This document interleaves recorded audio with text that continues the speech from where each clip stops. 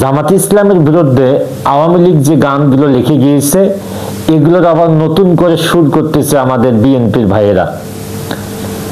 একটা বিষয় লক্ষ্য করেন, আওয়ামী লীগ জামাতে ইসলামের উপরে যে পরিমাণ নির্যাতন জুলুম করেছে বাংলাদেশে অন্য কোনো দলের উপরে এত বেশি নির্যাতন করে নাই। দেখেন যে জামাতের এই যে অন্য কোনো অপরাধ নাই, অন্য কোনো দোষ কিন্তু তারা বলে না যে তারা দুর্নীতিবাজ, চাঁদাবাজ, তারা মানুষ হত্যা করেছে ইত্যাদি ইত্যাদি, এগুলো কিচ্ছু বলবে না। কিন্তু তারা একটাই অপরাধ দেয় যে স্বাধীনতা বিরোধী, রাজাকার।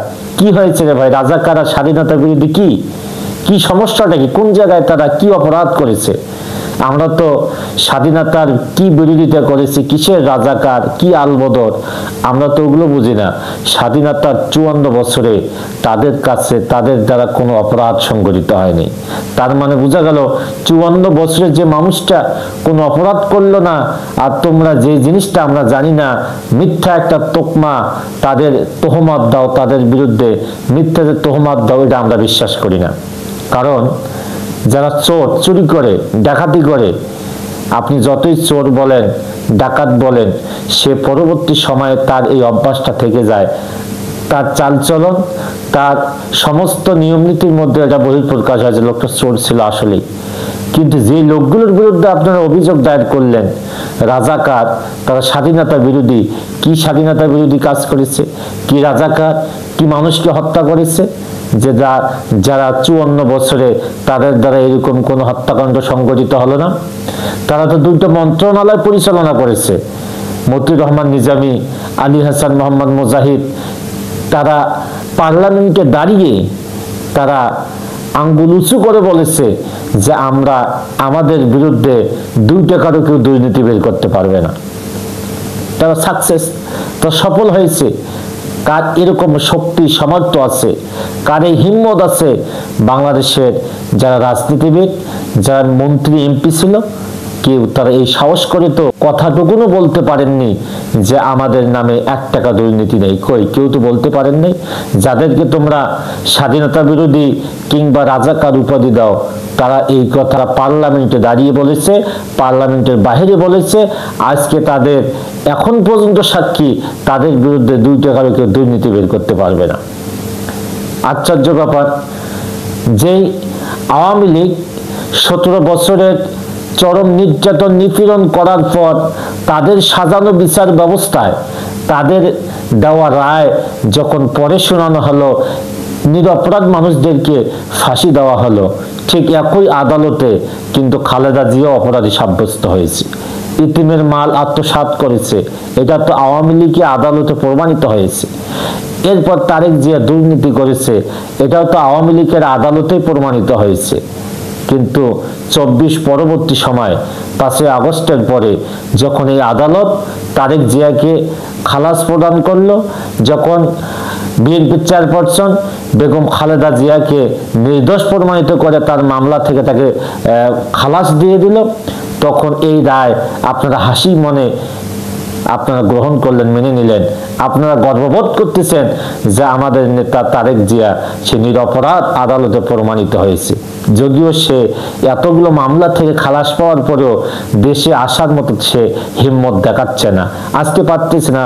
কি জানি অন্য কোনো কারণ থাকতে পারে। কিন্তু তারেক জিয়া তো এই আদালত, আওয়ামী লীগের আদালত থেকে এই 24 পরবর্তী সময় ওই আদালত থেকে সে নির্দোষ প্রমাণিত হলো। এরপর লুৎফুজ্জামান বাবর 10 টাকা অস্ত্র মামলায় সে খালাস প্রদান হলো।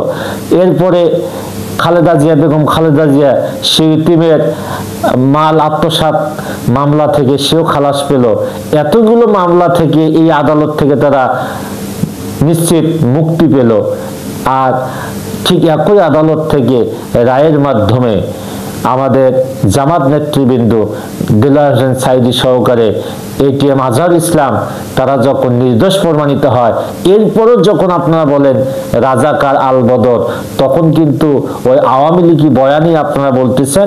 এটা দেশের মানুষ স্পষ্টভাবে বুঝতেছে।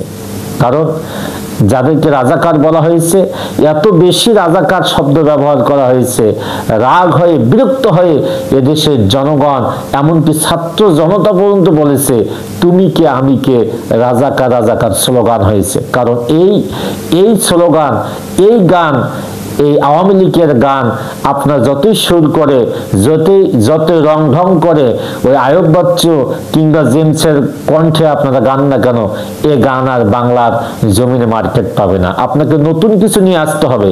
এদের বিরুদ্ধে, জামাতের বিরুদ্ধে আপনাকে সত্য অভিযোগ দায়ের করতে হবে।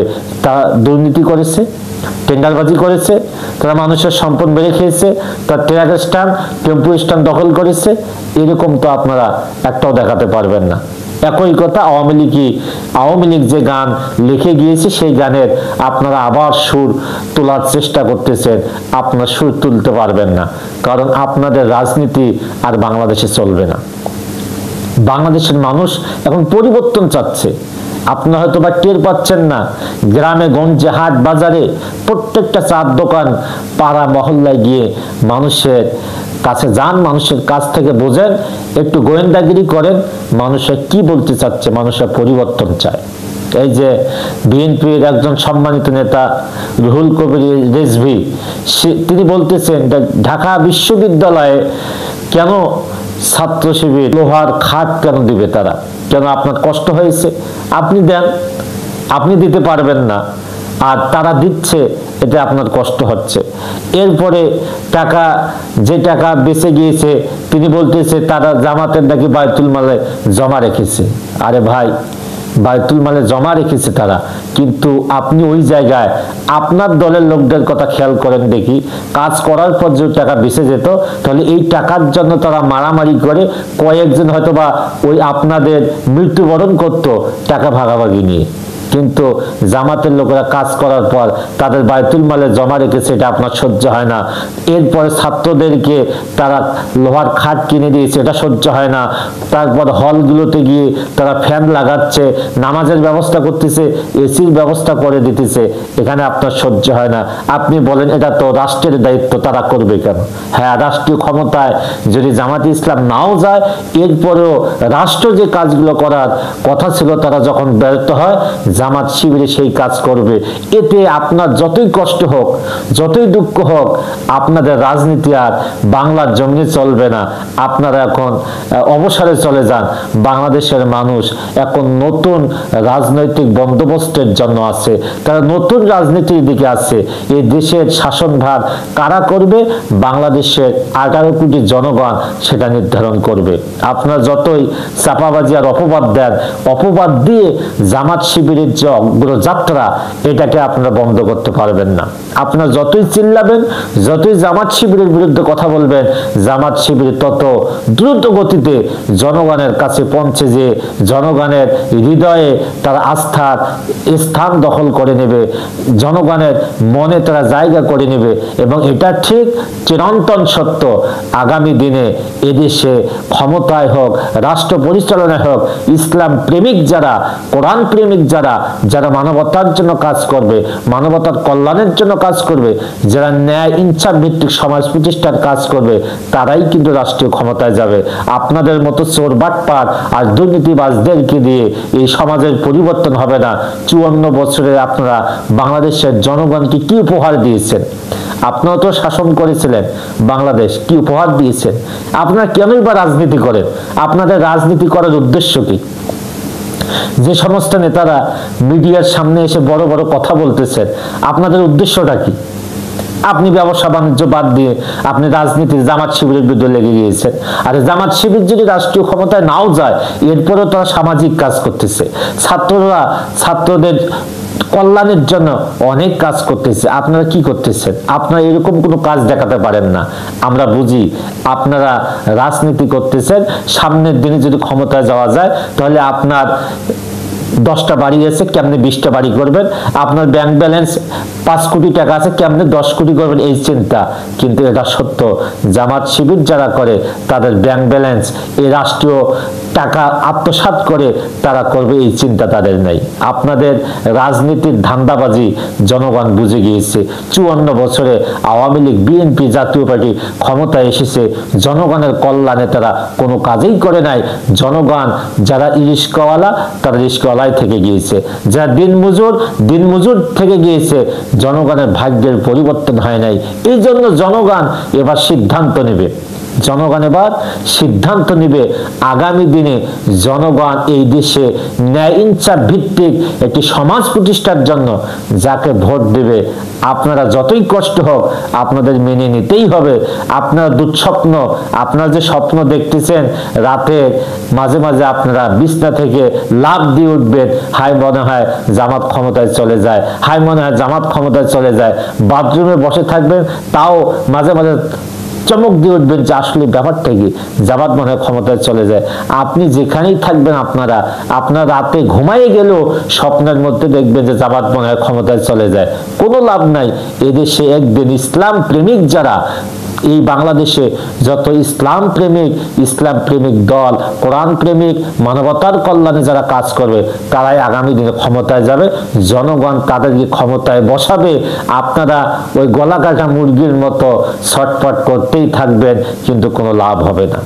এই জন্য জনগণের আগে পালস বোঝেন, তাদের কাছে যান, তারা কি বলে, তাহলে বুঝতে পারবেন আপনারা যে চিন্তা করতেছেন এই চিন্তা আপনাদের সব ধ্বংস হয়ে যাবে। আগামী দিনে এদেশের জনগণ যাকে নেতৃত্বের আসনে বসাবে তারা অবশ্যই ন্যায় ইনসাফ ভিত্তিক সমাজ প্রতিষ্ঠা করবে। তাহলে যেই কথা বলছিলাম, একই আদালতের রায় কর্তৃক যদি খালেদা জিয়া নির্দোষ প্রমাণিত হয়, একই রায় দ্বারা যদি লুৎফুজ্জামান বাবর নির্দোষ প্রমাণিত হয়, একই রায় দ্বারা যদি তারেক জিয়া নির্দোষ প্রমাণিত হয়, তাহলে একই রায় দ্বারা, একই আদালত দ্বারা জামাত নেতৃবৃন্দ নির্দোষ প্রমাণিত হয়েছে। এরপরও যখন আপনাদের মুখে স্বাধীনতা বিরোধী, রাজাকার এই কথা যখন শুনি, তখন কেন জানি আমাদের কাছে মনে হয় আওয়ামী লীগের যে অবস্থা হয়েছে, যারা আজকে স্বাধীনতা বিরোধী, রাজাকার এই গানের নতুনভাবে সুর তাল ঠিক করতেছেন, সুর দিতে চাচ্ছেন, আপনাদের গলা ভেঙে যাবে, কিন্তু এই সুর বাংলার জনগণ কিন্তু আর গ্রহণ করবে না।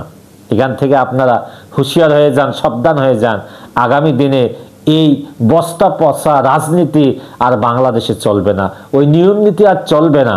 এখন মানুষ নতুন কিছুর অপেক্ষা করতেছে। আমরা আশা করি আগামী দিনে সেটাই বাস্তবায়িত হবে।